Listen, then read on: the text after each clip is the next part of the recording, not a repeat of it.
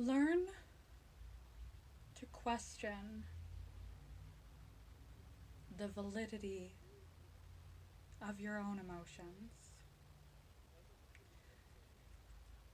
When you live with bipolar disorder, even if you are well treated and well medicated,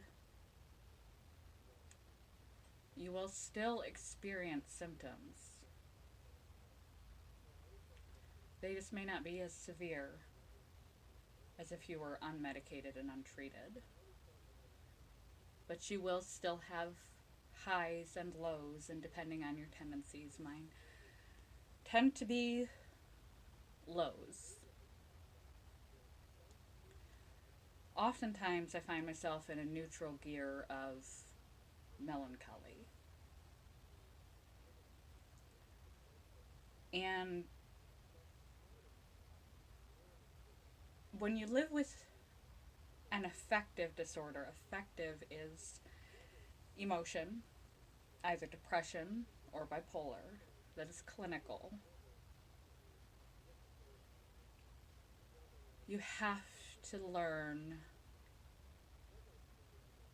to act and react through your emotion to the best of your ability. We often want to trust ourselves, to trust our mind, to trust our instincts.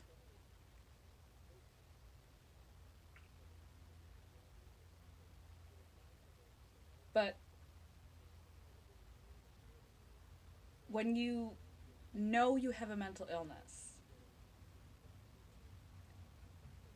you must learn a healthy balance of being able to trust yourself, your gut instincts, your intuition, the things you know to be right and good and safe and unsafe, boundaries and security and appropriate behavior and healthful conduct and all of these things, and yet constantly have this duality where you do not trust as a given fact the information provided by your brain. Because where we look is what we see, what we focus on amplifies, and we see the world through our emotions. The quality of our life experiences through our emotions. Same situation is experienced differently dependent upon the emotion that you are in. You could go to a conference and think it was horrible, boring, a waste of your time. Everyone was miserable. It was awful. You could go to a conference and think they said something that was life-changing, it was intriguing, it was intellectual. Everyone got something out of it, and you had a engaging conversation with many of the people that were there. Same can be said for a party, same can be said for sitting around your house on any given day. It can be your sanctuary or it can be your prison. Now, life itself is not constantly Freudian slip, fluctuating this way. Or in terms of bipolar, for months at a time, fluctuating this way. Your house is your house. It's the same place, day after day. Your perceptual lenses of your emotions are perceiving it differently, given the state of your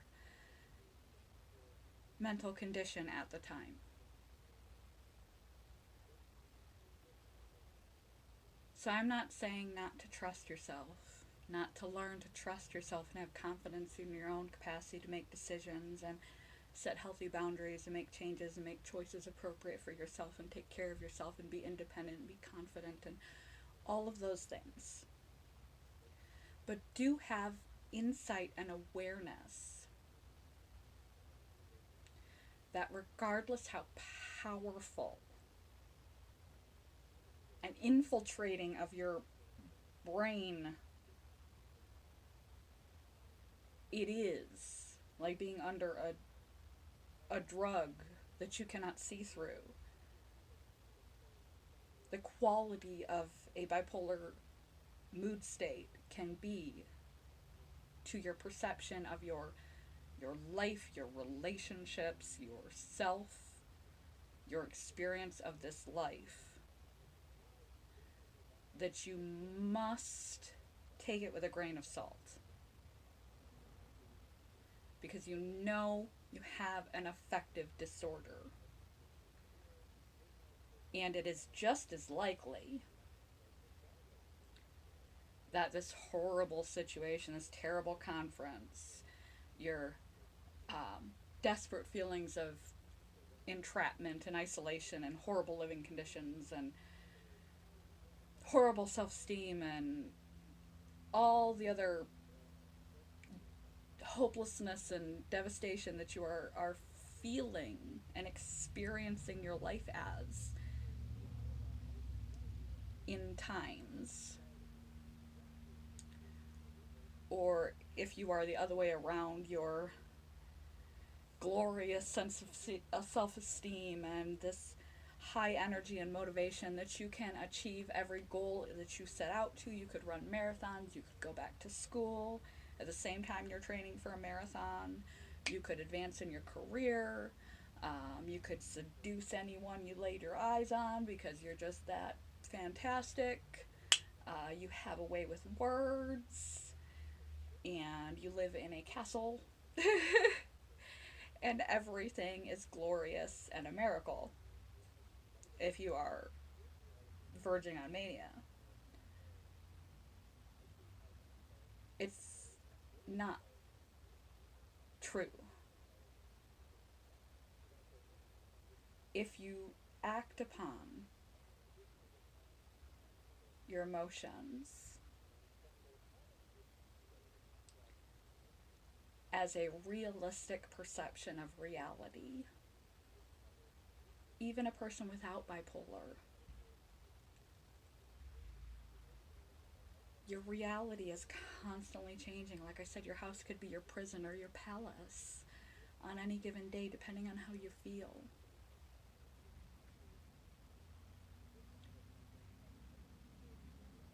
Life can be heaven and hell depending on how you feel.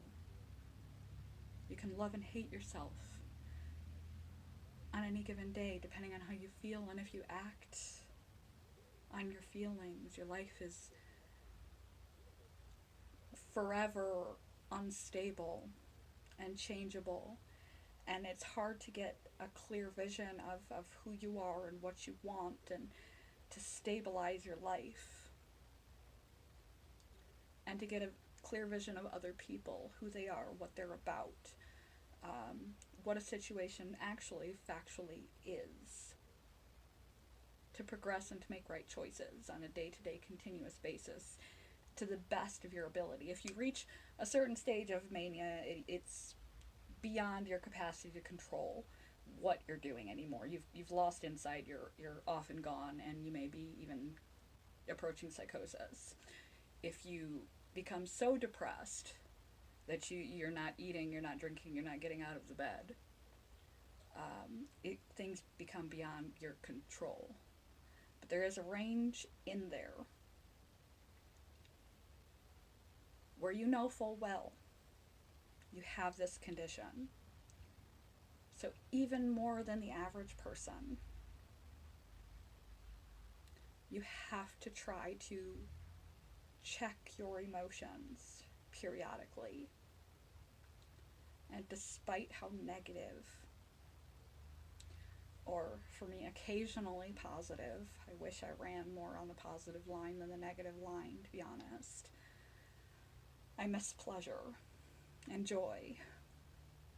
I miss experiencing the emotional satisfaction that should come from emotionally satisfactory behavior and relationships and activities and decisions and choices in my life that I don't get to experience because I'm having symptoms of depression. And I have to just do the right things without getting the rewards. But if I don't do the right things and I don't reassess the reality, has my home changed? Reality check. Has your home changed from yesterday to today? Did you change from yesterday to today? Did your relationship change from yesterday to today? Did your job change from yesterday to today? If not, if nothing has happened, if everything is just as it was before you felt so negatively or so positively, you really need to remind yourself that you have an affective condition, depression, bipolar, schizoaffective, that your emotions are to be met with skepticism, despite how difficult it is to do pleasurable things and receive no pleasure. Like eating your favorite food when you have the flu and it all tastes miserable and you have no appetite. You've still got to do it because it's a symptom, it's not reality, and your reality for making correct choices and conduct in the long run will pay off when you are better. Or how unfun it is when you feel overcome with elation, joy, and how life is a brilliant magic miracle. And you feel self-esteem and pride and the energy to tackle the planet,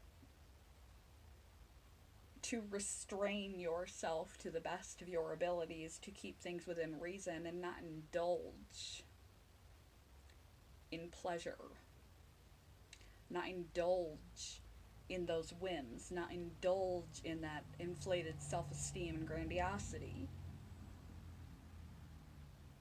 You can take advantage, be kind of productive, especially if you've been depressed for a while.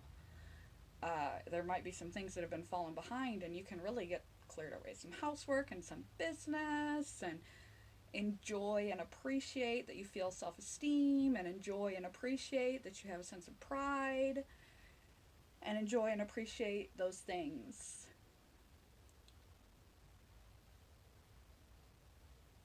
But realize that it's your symptoms. Recognize that nothing changed about you, your relationship, your life, from yesterday to today. You changed. And as our emotions are the veil through which we experience our reality, where we look is what we see, our perception is changed by our mental illness. And our whole personality can change if we allow it to change.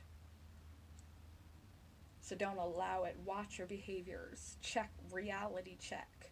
That is anything different, or is it me? If nothing is different, try to behave appropriately within reason.